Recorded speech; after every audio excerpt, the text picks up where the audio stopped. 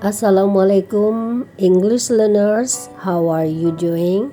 Are you feeling good today? This time we are going to talk about noun clause. Kita mau bahas tentang noun clause, sesuatu yang sudah sering kita dengar dan tentunya sangat diperlukan ketika kita membentuk kalimat dengan mempelajari sebentar saja sampai kita kuasai. Okay? Now let's see. Apa itu noun clause? Noun clause is a subordinate clause that has subject, predicate, and complete sense, and it functions as a noun. Jadi dia ada sekelompok kata, ada subjek, predikat, dan arti, dan dia berfungsi sebagai kata benda. Nah, ketika kalimat kita panjang, mungkin pada saat itu kita perlu noun clause. Okay? The positions of noun clause in a sentence. Jadi posisi-posisi noun clause dalam kalimat itu adalah sebagai berikut. Number one is subject of the verb.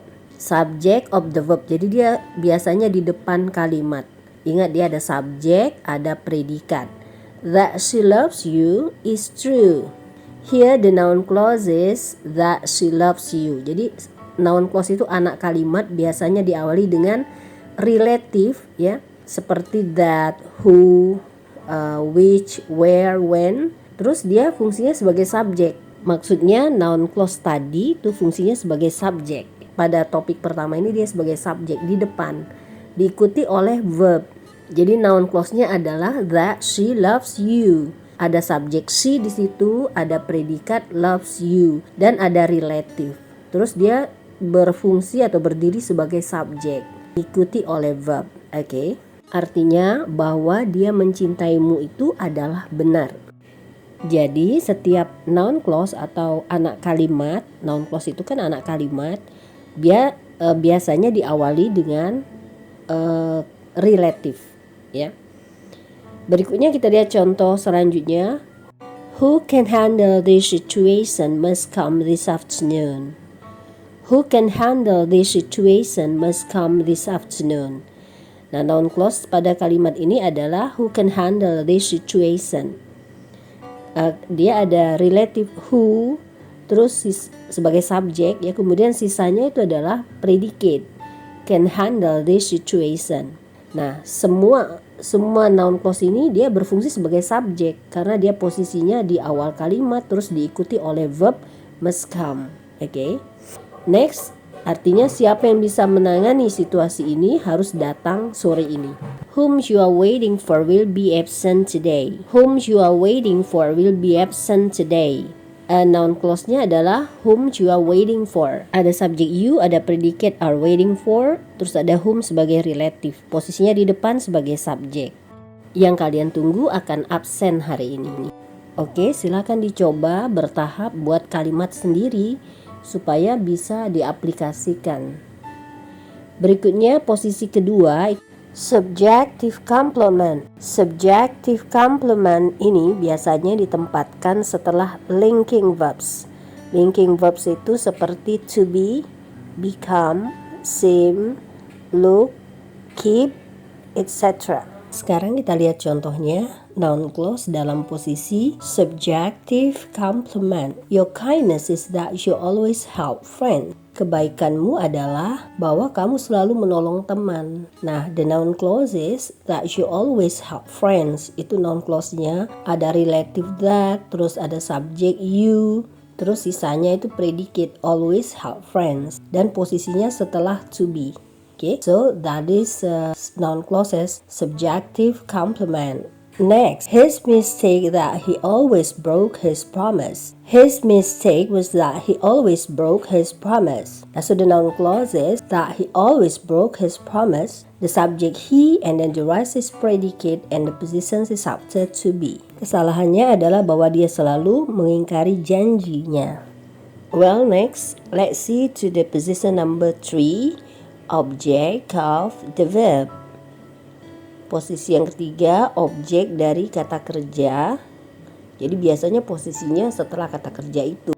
In the sentence, I believe that you can handle this project. I believe that you can handle this project. The noun clause is that you can handle this project. The subject is you, subjeknya itu you, kemudian ada predicate can handle this project. Nah, jadi noun clause-nya adalah that you can handle this project sebagai objek dari verb believe. Okay. Next, she said that she would organize the files. She said that she would organize the file. The noun clause is that she would organize the files. Dia akan menyusun arsip-arsip itu.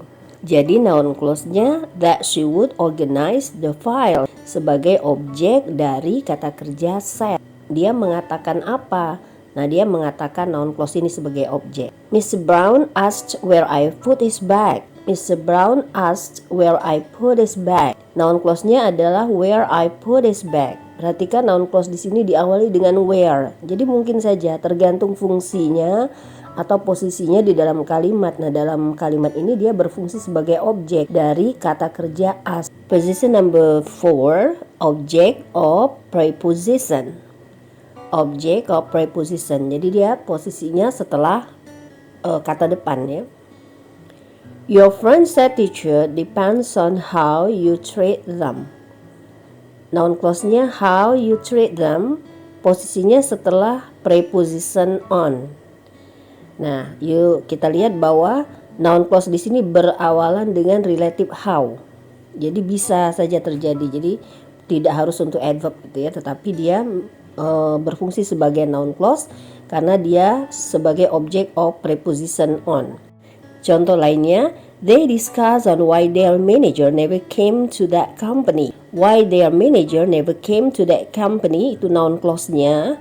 Ada subjek their manager, kemudian sisanya predicate. Dia sebagai objek dari preposition on. Next, position number 5, noun in a position.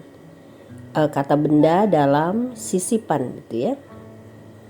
Noun in a position is a word, phrase or clause. Jadi dia adalah kata, frase atau klausa that is inserted into a sentence to give more information about the word before. Jadi dia disisipkan di dalam satu kalimat untuk memberi informasi lebih jauh tentang kata sebelumnya. Jadi noun in position ini sama dengan kata sebelumnya. Biasanya kalau di dalam tulisan dia ditandai dengan adanya koma, tanda kutip, tanda kurung ya, atau ditulis dalam cetak miring. The fact that all parents support students' activity on Sunday motivates the teachers to manage it professionally. Nah, kita lihat that all parents support students' activity on Sunday, itu noun clause diawali dengan relative that, terus ada subject all parents, sisanya predicate ya, support students' activity on Sunday itu predicate mulai dari support. Nah, this one disisipi dengan koma terus sama dengan kata sebelumnya, the fact. Jadi dia noun clause dalam fungsi sebagai noun in a position. She always has the problem that she deletes her file by chance. That she deletes her file by chance itu adalah noun clause in a position karena dia sama dengan problem. Problemnya apa? Dia selalu menghapus file itu tidak sengaja. Jadi dia selalu punya masalah yaitu menghapus filenya dengan tidak sengaja. Begitu juga nomor 1 tadi. Faktanya adalah bahwa semua siswa mendukung semua kegiatan siswa gitu ya. Jadi dia sama. Nah, selain noun in a position itu sama dengan kata sebelumnya, dia juga bisa menggunakan rumus ini. It, selalu it gitu ya. Terus linking verb, terus plus noun, pronoun atau adjective, baru kemudian noun clause. What is linking verb? Linking verb is a verb that links subject and its complement. Jadi linking verb itu adalah kata yang menghubungkan subjek dengan pelengkapnya seperti to be, seem, look, sound, smell, taste, become, keep, get, grow ya, etc. Nah, kemudian baru diikuti kalau rumusnya tadi terus diikuti noun, pronoun, adjective, baru noun clause. Misalnya, it is true that their father always supports their plan. Jadi ada it, terus ada linking verb, ada adjective true, baru kemudian noun clause. Nah, noun clause-nya ini yang disebut juga dengan noun in a position. selain dengan noun clause yang sama dengan kata sebelumnya tadi. Contoh lainnya, it sounds ridiculous that a popular actor like him has no house yet. Oke. Ada it, selalu it, terus ada linking verb sounds, ada adjective, kemudian baru noun clause. Nah, noun clause dalam rumus ini dia berfungsi sebagai noun in a position. It sounds ridiculous, tampaknya konyol bahwa aktor populer seperti dia tuh belum punya rumah.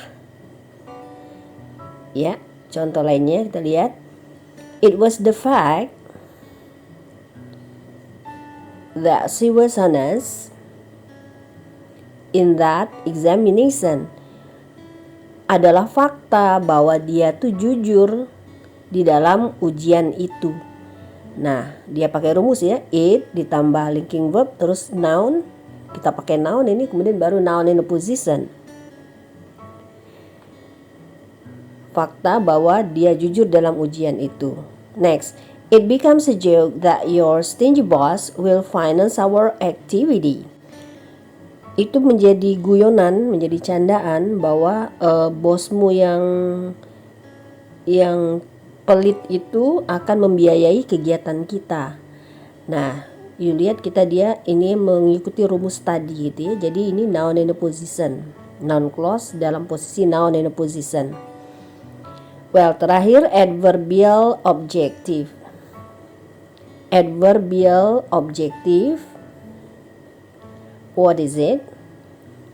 Adverbial objective is a noun that acts like an adverb.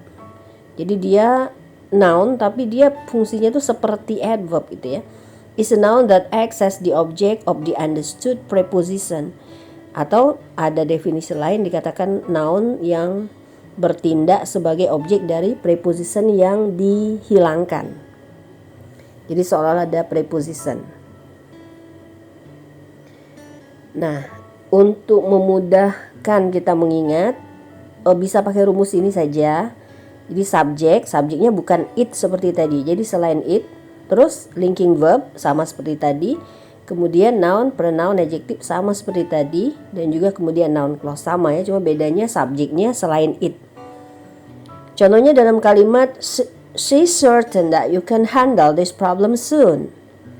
Dia yakin bahwa kamu bisa mengatasi masalah ini segera. Nah, kalau dalam posisi ini, dalam rumusan ini, maka dia kita sebut sebagai adverbial objective yang seolah-olah dia menjelaskan kata certain.